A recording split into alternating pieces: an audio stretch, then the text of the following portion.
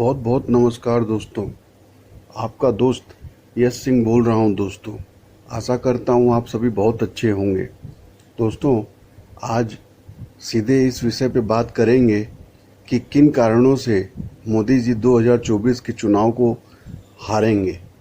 वो कौन से कारण हैं जिनकी वजह से 2024 के चुनाव मोदी जी बिल्कुल हार जाएंगे। तो उन कारणों पर हम बात करेंगे। तो दोस्तों, स्टार्ट करते हैं।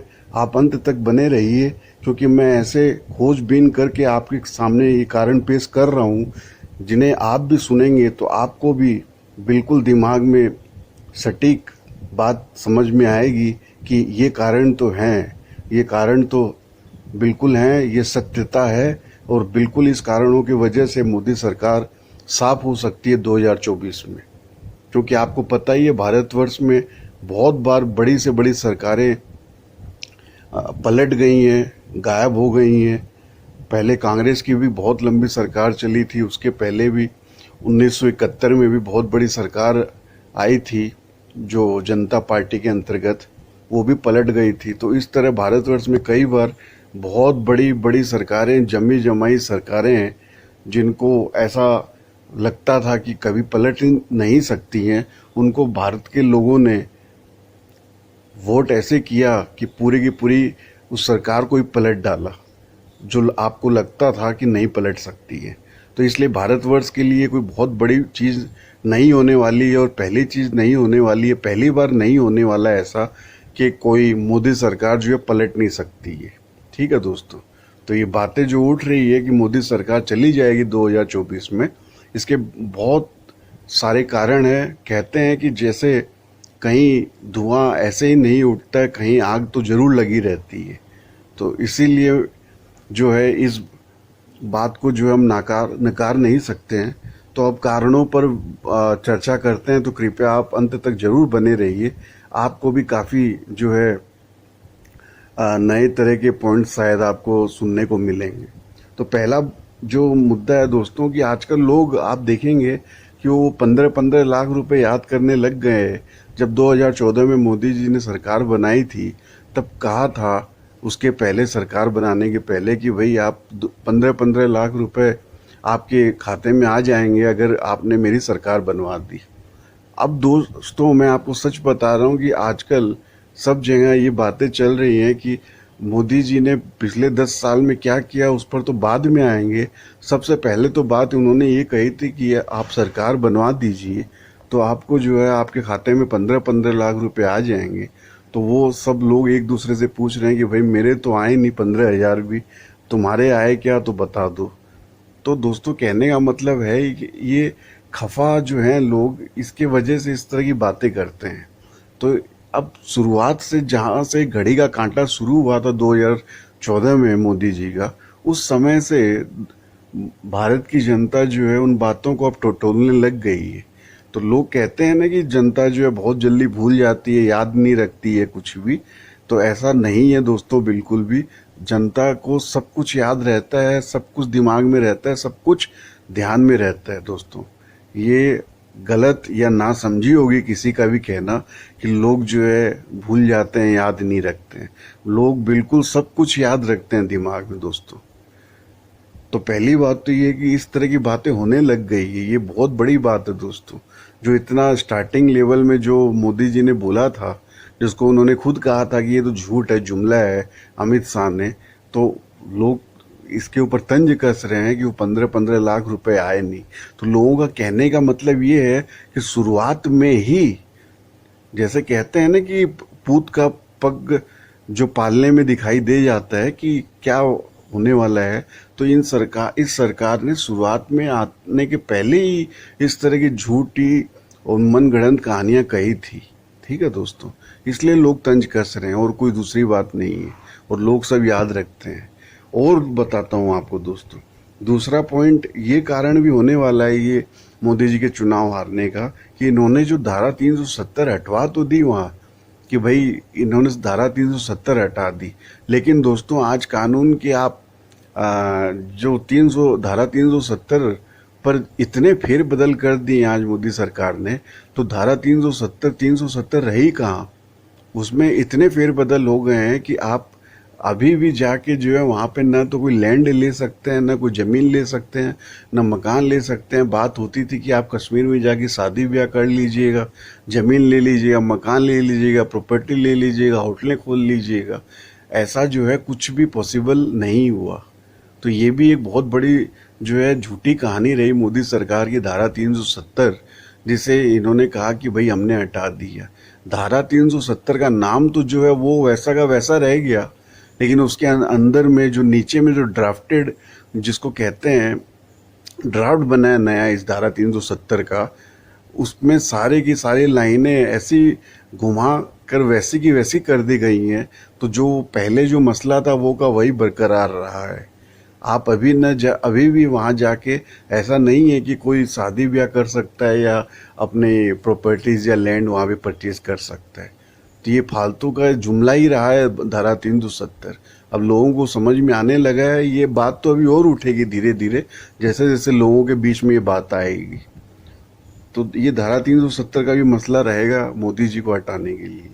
फिर आप देख लीजिए बैंक और एनबीएफसी, आपने कभी पिछले 70 सालों में भी नहीं सुना होगा कि बैंक फेल होते हुए। ठीक है, बड़ी बड़ी NBFC, non banking financial companies जो होती है वो फेल होते हुए आपने कभी नहीं सुना होगा। लेकिन दोस्तों आपने तो अभी देखा ही होगा कुछ पिछले सालों से दुनिया भर के तो कोऑपरेटिव बैंक कितने फेल हो गए, उनका तो कोई रिकॉर्ड भी नहीं है। करीब 100-150 कोऑपरेटिव बैंक जो फेल हो गए। उसके अलावा बड़े बड़े यस बैंक जैसे bank Lakshmi Vilas bank, Punjab Maharashtra bank, ये सब इतने बड़े बड़े बैंक फेल हो गए दोस्तों, जिनका बिल्कुल भी फेल होने का कुछ भी कारण हो ही नहीं सकता था। ये बैंक फेल हो गए क्योंकि इस तरह का ऋण जो इन बैंकों के द्वारा उठा के दिलाया गया था मोदी सरकार के मित्रों को, और फिर उनसे पैसे वापस नहीं लिए गए, और जिसके वजह से इन बैंकों का हाथ खड़ा कर दिया गया और इन्हें जो डुबो दिया गया। तो दोस्तों ये भी तो बताइए आप, गलत कार्य हुआ है बैंकों को डुबाने का। पूरे विश्व में नाम खराब हो जाता है किसी भी विश्व के किसी भी देश के बैंक अगर डूबते हैं इस तरह से। तो ये मोदी सरकार में हुआ है, पहले कभी हुआ नहीं था। ये बहुत बड़ा नेगेटिव इम्पैक्ट करता है भारतीय अर्थव्यवस्था पर। बैंकों का फेल होना बहुत बड़ी चीज होती है दोस्तों। तो बैंक जो है, कई बैंक फेल हुए, आपको पता ही है, मैं आपको क्या बताऊं। ये बहुत बड़ा कारण रहेगा मोदी सरकार के जाने का, और इसकी वजह से कई कई लाख जनता, जिनके करोड़ों करोड़ों लाखों लाखों रुपए बैंकों में पड़े हुए थे, वो रास्ते पर आ गए थे दोस्तों। उन्हें आज तक पैसे नहीं मिल सके हैं अपने वापस। आप बताइए कितनी तकलीफ हुई होगी उन लोगों को। तो दोस्तों ये बहुत बड़ी घटना है बैंकों का फेल होना। बहुत बड़ा विश्वास जो है टूट कर, और लोग ठगा सा महसूस कर रहे थे। मैंने तो अपनी आंखों से देखा है कि उनके बैंकों में पैसे पड़े हुए थे और पता लगा बैंक उनके फेल हो गए, और इसके वजह से उन्हें वापस पैसे नहीं मिल सकते। तो ये बैंक फेल होने का और अर्थव्यवस्था का जो कारण है डुबोने का मोदी सरकार का, ये बहुत बड़ा कारक रहेगा। फिर आप देख लीजिए, कोई जॉब्स नहीं है, कोई सरकारी, आप ना आर्मी में इनको जॉब देना है, ना फौज में जॉब देना है मोदी सरकार को, ना LIC जैसी कंपनी, LIC, रेलवे, तो ऐसे ऑर्गेनाइजेशन हुआ करते थे भारतवर्ष में, जहाँ लाखों लाखों जो है रोजगार दिया जाता था बच्चों को। आप देख लीजिए LIC, रेलवे में कोई जॉब नहीं, कुछ भी नहीं दिया जा रहा है। आर्मी में, फौज में, ठीक है, डिफेंस सर्विसेज में इतने जॉब हुआ करते थे, पैरामिलिट्री में हुआ करते थे, अर्धसैनिक बलों में हुआ करते थे। आपको कहीं भी जॉब जो है दिखाई नहीं देगा यूथ लोगों के लिए, यंग लोगों के लिए, युवाओं के लिए। ये बहुत बड़ी समस्या है। भारत तो युवाओं का देश है। यहाँ 65% आबादी तो युवाओं की है। तो उनको जॉब नहीं दे रही है मोदी सरकार। जॉब नहीं देने के सीधे से कारण ये है कि वहाँ पे ये खर्च नहीं बढ़ाना चाह रही है, क्योंकि इन्हें ऐसा लगता है कि अगर वहाँ पे खर्चे बढ़ाएंगे तो बैंकों से जो वहाँ पेमेंट करेंगे इन लोगों के, तो उससे बेहतर है कि उन पैसों को जो है लोन के रूप में अपने मित्रों में बांटा जाए। तो इस कारण से ये जो है ये जॉब नहीं निकाल रहे हैं। लेकिन है तो ये बड़ा ही गलत काम इस सरकार का। तो ये भी बहुत बड़ा कारण रहने वाला है दोस्तों। 65% युवाओं की जनता है, जनता में युवा हैं 65%। वो क्या बख्श देंगे मोदी सरकार को? बिल्कुल नहीं बख्शने वाले हैं। फिर दूसरे पॉइंट पे आते हैं दोस्तों। आप ये आप याद करिए, ये नीरव मोदी, माल्या, मेहुल चोकसी, ये सब के सब कहीं ना कहीं जो मित्र रहे मोदी सरकार के, खूब कहते हैं कि खूब बहुत ही ज़्यादा दोस्ताना व्यवहार रहा इन लोगों के साथ मोदी सरकार का, और बहुत ही घनिष्ठ संबंध रहे इन लोगों के साथ। विजय माल्या तो जो है राज्यसभा का सांसद ही था ये आपके भारतीय जनता पार्टी से। तो ये सारे के सारे जो नीरव मोदी, विजय माल्या, मेहुल चोकसी सब भागे हैं, ये सब के सब related to Bharatiya Janata party है। भारत की जनता जानती है इस बात को। और वो जब भागे यहाँ से तब भी पता था कि वो जो है कोई कह के भागा है या कोई इस तरह से भागा है कि जब भारत की सीबीआई भी जो है उसके भागने के बाद में जो है इन्फॉर्मेशन दे रही है कि वो चले गए, तो सबको समझ में आता है कि वो किस तरह से भागे हैं, उनका क्या रिश्ता था इस सरकार से, और क्यों, और इस सरकार, और वो जब भागे थे तब भी भारत के लोगों को ये असमंजस था, शंका थी कि इन्हें वापस नहीं कभी लाया जाएगा, डिपोर्ट नहीं किया जाएगा भारत। और आज बिल्कुल यही बात हो रखी है। आपने कभी सुना है कि इन लोगों को पकड़ के वापस भारत में लेके आने की कोई बात आपने सुनी है मोदी सरकार से? शायद नहीं सुनी होगी।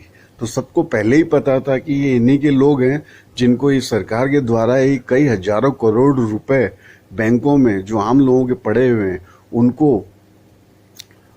उनको जो है लुटवा कर दे दिया गया है इन लोगों को, मित्रों को, और यहाँ से भगा दिया गया है। ठीक है, और वो वापस लेके आने वाली नहीं है उन्हें मोदी सरकार। ये जनता को पहले ही शंका थी, जो आज पूरी तरीके से सच साबित हुई है दोस्तों। जनता कुछ भी भूलती नहीं, जनता को सब कुछ याद रहता है। फिर आप देख लीजिए कि फिर राफेल का जो सौदा हुआ, 65 राफेल खरीदे जाने थे आपके सरकार में, जब कांग्रेस की सरकार थी मनमोहन सिंह की। वो 65 राफेल के पैसे में आज ये 20 राफेल लेके आते हैं। बताइए आप, 3 गुना पैसा दे के और विमान लाते हैं 20। क्या विश्व में समझ नहीं आता लोगों को? भारत के लोगों को समझ नहीं आ रहा है राफेल का मुद्दा, कि जिस पैसे में 65 विमान आने थे उनको आप 20 विमान लेके आते हैं। और जब आपसे पूछा जाता है कि ऐसी क्या उनमें टेक्नोलॉजी है, सुप्रीम कोर्ट पूछता है, तब आप कहते हैं कि वो हम इसलिए नहीं टेक्नोलॉजी नहीं बता सकते क्योंकि वो देश के सिक्योरिटी का मसला है। ठीक है, लेकिन सिक्योरिटी का मसला तो आप जनता में नहीं बताइए, आप कम से कम जो सुप्रीम कोर्ट में तो आप बता सकते हैं क्या उनमें टेक्निकल स्पेसिफिकेशंस हैं उन विमानों में, जो इतना आपने जो है 65 विमान का पैसा 20 विमानों के लिए दे दिया। ऐसी क्या उसमें खूबियां हैं उन विमानों में? वो आप सुप्रीम कोर्ट को तो लिख के दे सकते थे, जमा कर सकते थे एक लिखित दस्तावेज के रूप में। वो भी नहीं किया है इन्होंने। तो ये भी जो है बहुत बड़ा घपला जिसे कहते हैं, वो घपला जो है उठा था। और ये बिल्कुल ध्यान में है भारत के लोगों के राफेल का जो मुद्दा हुआ है, और इस सरकार की इसमें क्या कारनामे रहे हैं वो लोगों को बिल्कुल समझ में आ रहा है दोस्तों। ये सरकार जाने के बाद तो सारी परतें खुलेगी, लेकिन बता रहा हूँ कि ये पॉइंट भी बहुत बड़ा रहने वाला है मोदी सरकार के जाने का। फिर दोस्तों आप आ जाइए, चीन आपके 1500 किलोमीटर अंदर घुसा हुआ है बॉर्डर के अंदर में, जिसको दस्तावेजों से प्रूव कर दिया है अमेरिका के सैटेलाइट एजेंसीज ने, और उन्होंने पूरे विश्व के मीडिया को आगाह कर दिया, भारत को आगाह कर दिया। और यहाँ मोदी सरकार जो है झूठ पे झूठ बोल रही है कि चीन की सेनाएं जो हैं भारत में आई नहीं है दोस्तों, ऐसा कोई मसला ही नहीं है, ऐसा कह रही है मोदी सरकार। आप बताइए, अमेरिकन जो सैटेलाइट एजेंसीज हैं उन्होंने, और उनके अलावा यूरोप की सैटेलाइट कई एजेंसीज हैं जिन्होंने वर्ल्ड मीडिया को ये कह दिया है। फ्रांस टीवी, डॉइच वेले, जर्मन टीवी, अल जजीरा, सब के सब ने ठोक के कह दिया है कि 150 किलोमीटर 1500 किलोमीटर जो है अंदर आपके चीन की सेनाएं आ गई है भारत के बॉर्डर के अंदर में, ठीक है। और यहाँ झूठ पर झूठ कहा जा रहा है मोदी सरकार की तरफ से कि ऐसा कुछ भी नहीं है और ऐसा कोई मसला नहीं है। तो ये बहुत ही, जिसे कहते हैं, कभी आज तक किसी भी देश ने इस तरह का अपमान तो कभी सहा नहीं होगा जो आज भारत को सहना पड़ रहा है इस मोदी सरकार में रहते हुए, ठीक है। कि चीन की सेनाएं घुसी हुई है और यहीं की सरकार ऐसा कह रही है कि वो नहीं घुसी हुई है। ये बहुत ही समझ लीजिए आप, बहुत ही हल्कापन है इस सरकार का। फिर आप देख लीजिए पास में नेपाल जो है वो आंख दिखाता है, वो भारत की बात नहीं मानता है। कभी भी भारत के इतिहास में ऐसा नहीं हुआ कि नेपाल जैसा देश जो है बात न माने। भूटान जो है, भूटान जो है वो चीन से संबंध अच्छे रख रहा है क्योंकि उसे भय है, उसे पता है कि भारत की सेना, भारत की जो सीमाएं हैं उसके अंदर चीन घुस चुका है। भूटान को सारी खबर है इस बात की। आप भारत के लोगों को तो झूठ बोल सकते हैं, झूठ फैला सकते हैं सोशल मीडिया, व्हाट्सएप के द्वारा और अंधभक्तों में, लेकिन भूटान में तो अंधभक्त नहीं है। भूटान की सरकार उन्हें सब पता है कि वहाँ हिमालयन रेंजेस को क्रॉस करके कैसे चाइना की सरकार घुस चुकी है। तो उसे पता है कि अभी दबदबा बिल्कुल नहीं है भारत का। नहीं तो भूटान एक ऐसा देश था जो हमेशा जो है भारत की रणनीति के अंतर्गत जो है अपने आप को रखता था, सेफ महसूस करता था। लेकिन आज वो भी जो है ठीक से संबंध बना के रखा हुआ है चीन से, क्योंकि उसे पता है कि भारत में जो आज सरकार चल रही है वो बिल्कुल दोगली सरकार है, जो अपने देश का ही हित और अपने लोगों को के सामने ही सच नहीं बता सक रही है और न अपने देश का हित रख सक रही है। वो हमारा हित क्या रखेगी, ये भूटान समझता है। इसी तरह से बर्मा के अंदर में इतना बड़ा तख्ता पलट हो गया। आज आपके भारतवर्ष हो या कोई भी आपका देश हो, उसके आसपास में अगर कुछ भी होता है तो पड़ोसी देश जो है बहुत बड़ा एक्शन करता है। आप यूक्रेन का जो है, आप एक एग्जाम्पल ले लीजिए। यूक्रेन ने सोचा कि वो नेटो का मेंबर बन जाए, आज ईंट से ईंट बजा डाली है रसिया ने, ठीक है दोस्तों। तो कहने का मतलब है कि आपके पड़ोस का देश जो है किस देश के साथ में अपने मिलिट्री जो है गठबंधन करता है, वो आपके जो सिक्योरिटी जो सिस्टम्स होते हैं, सिक्योरिटी एनवायरनमेंट होता है, उसको बहुत बड़ा इफेक्ट करता है।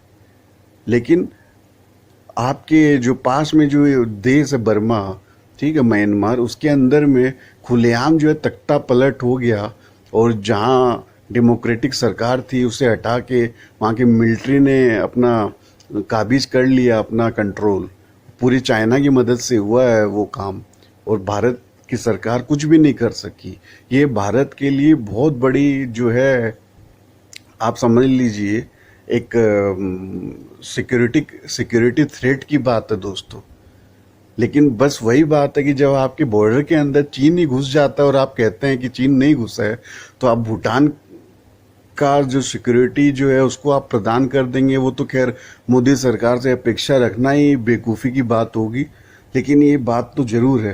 तो इसी तरह चीन घुसा हुआ है, नेपाल बताया मैंने आपको, भूटान बताया, बर्मा म्यांमार बताया, श्रीलंका का तो आपको पता ही है क्या क्या हालत हो चुका था और फिर क्या क्या जो है चीन ने उसके साथ टाइप किया। फिर वो श्रीलंका पूरा का पूरा जो है इकोनॉमिकली खराब, वो बर्बाद हो गया इस तरह से। तो भारत तो कुछ नहीं कर सका।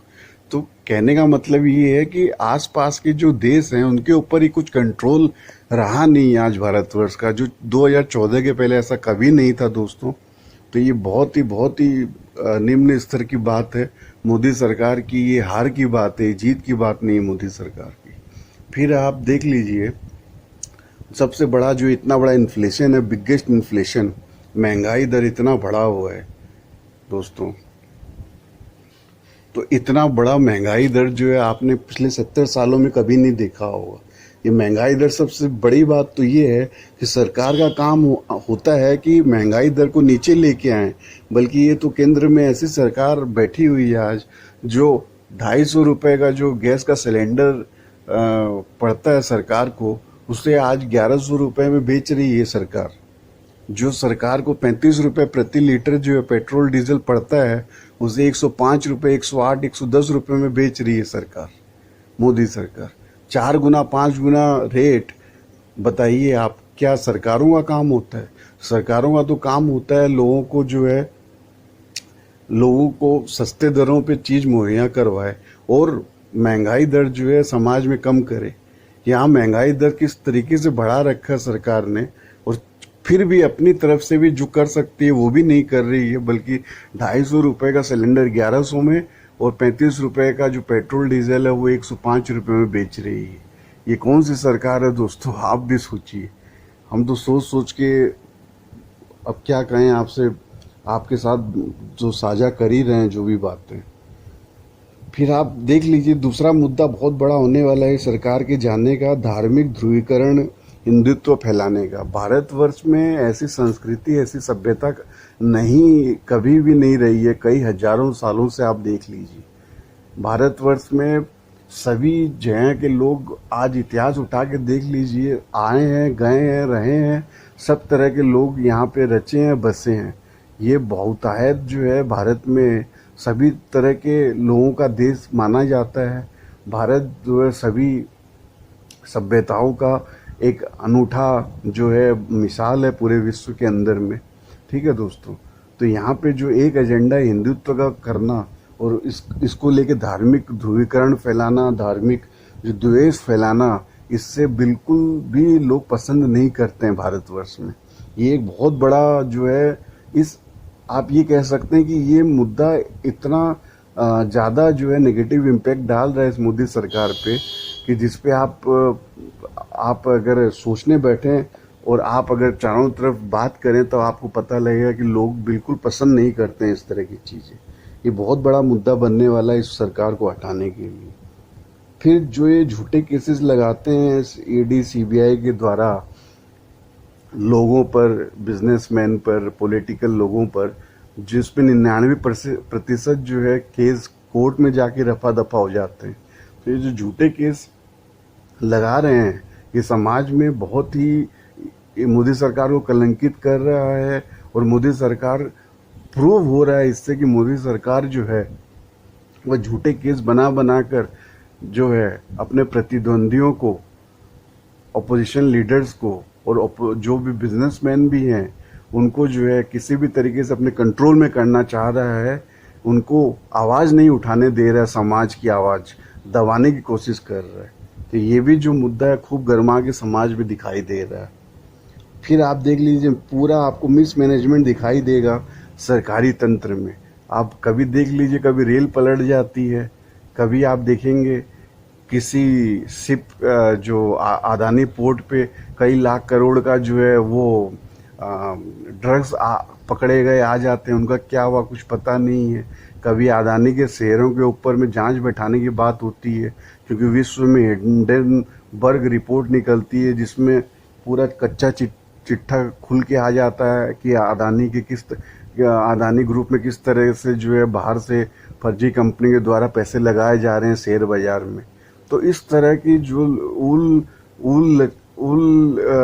उल जलूल जो मशीनरी हो गई है भारतवर्ष की, चाहे इकोनॉमिक फ्रंट पे देख लीजिए और चाहे किसी भी सरकारी तंत्र को देख लीजिए, बिल्कुल कंट्रोलहीन जिसे कहते हैं, बेलगाम की जो मशीन चल रही है भारत की, पूरे भारतवर्ष के तंत्र की, यहाँ कहीं कोई कंट्रोल आपको दिखाई नहीं देने वाला, नहीं दे रहा होगा।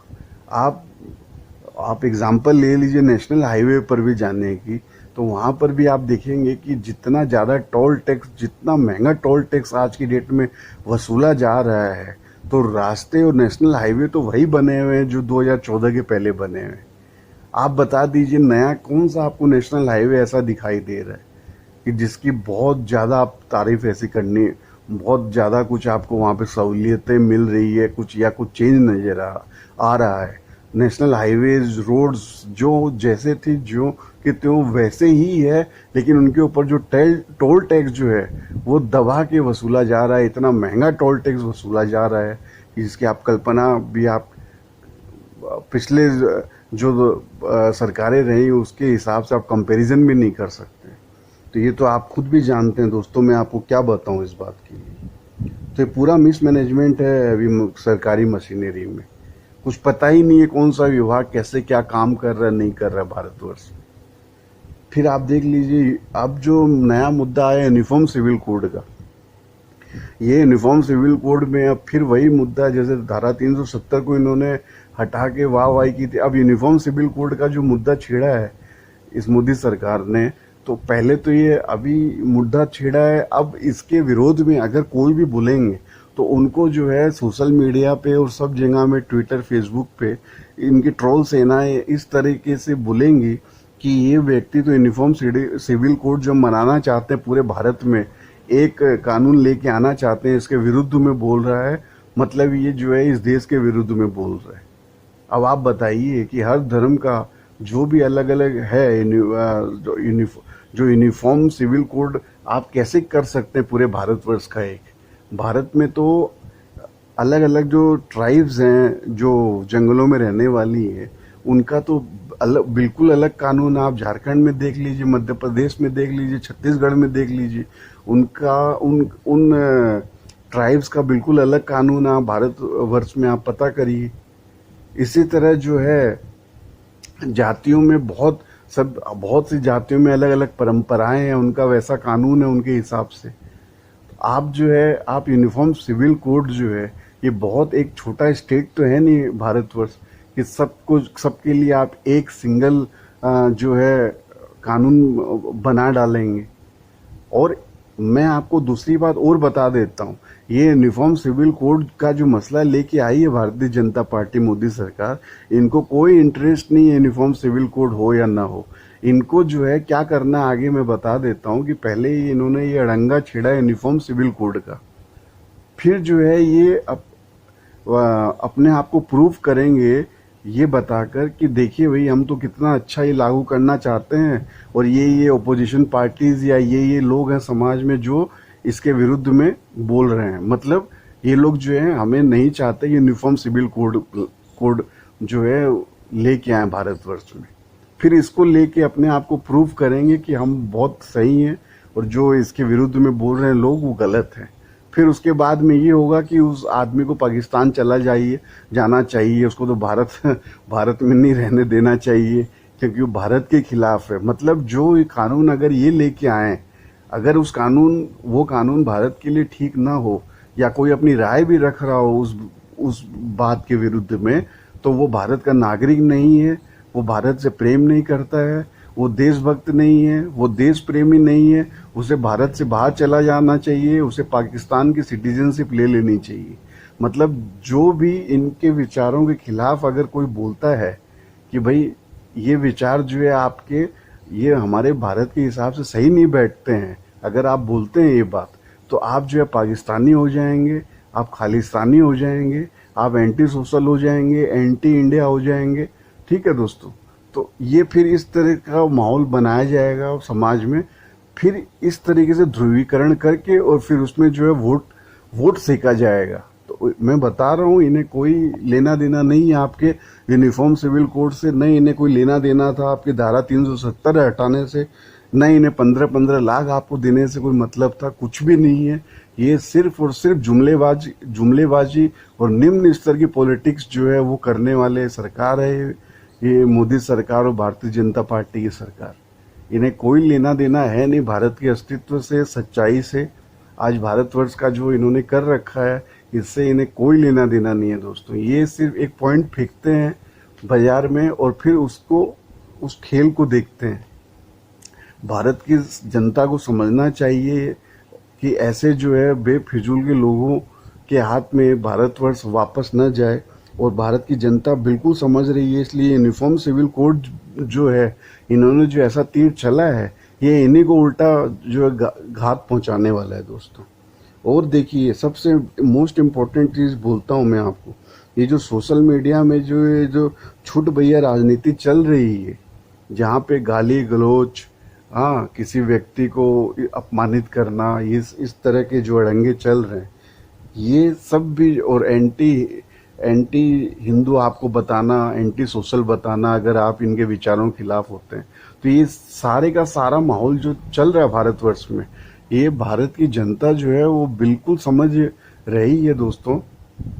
और इस तरह का माहौल भारत की जनता को पसंद बिल्कुल भी नहीं है। इसी वजह से कर्नाटक में इन्होंने बजरंग बली का नाम लेके भी बहुत प्रचार प्रसार किया, लेकिन वहाँ के लोगों ने साफ कह दिया कि बजरंग बली को तो हम पूजते हैं, लेकिन हमें वोट किसे देना है वो हमें पता है। ठीक है दोस्तों, तो यही कारनामा होने वाला है।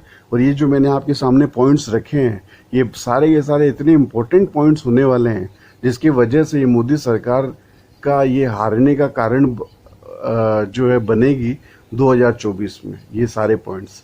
तो दोस्तों, ये सारे पॉइंट्स मैंने आपके सामने डिस्कस किया। कृपया इन सारे पॉइंट्स को आपको अगर अच्छा लगा हो या कुछ मैंने मिस कर दिया तो आप भी कमेंट में लिखिए। और मेरे जो मैंने आपके सामने इन सब पॉइंट वाइज जो बातों को रखा, इसे और भी आप फैलाइए दोस्तों, जिससे और भी लोगों को जो है क्लियरली और विज़न अच्छा मिले, समझ में आए और बहुत आराम से उन्हें भी कुछ सोचने का मौका मिले दोस्तों। ये बहुत ज़रूरी है आज के भारत के समाज के लिए कि लोग जो है इन बातों में सोचें, समझें, क्योंकि जब देश रहेगा तो कोई धर्म रहेगा, कोई राजनीति, कोई आपकी देश के अंदर में प्रक्रियाएं, मशीन, आपका कानून, सब कुछ देश के पीछे में है दोस्तों।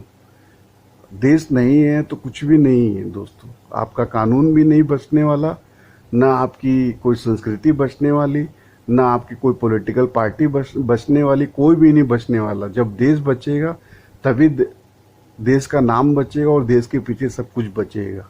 सबसे बड़ा जो है आपका देश होता है, उसके बाद में ये सब चीज़ें होती है। तो दोस्तों, इसलिए आप इन बातों को और फैलाइए दोस्तों, कि जिससे सबको और पता लगे। आपका साथ देने के लिए दोस्तों बहुत बहुत फिर से आपको दिल से धन्यवाद देता हूँ। आपका दोस्त यश सिंह साइनिंग ऑफ। सत्यमेव जयते।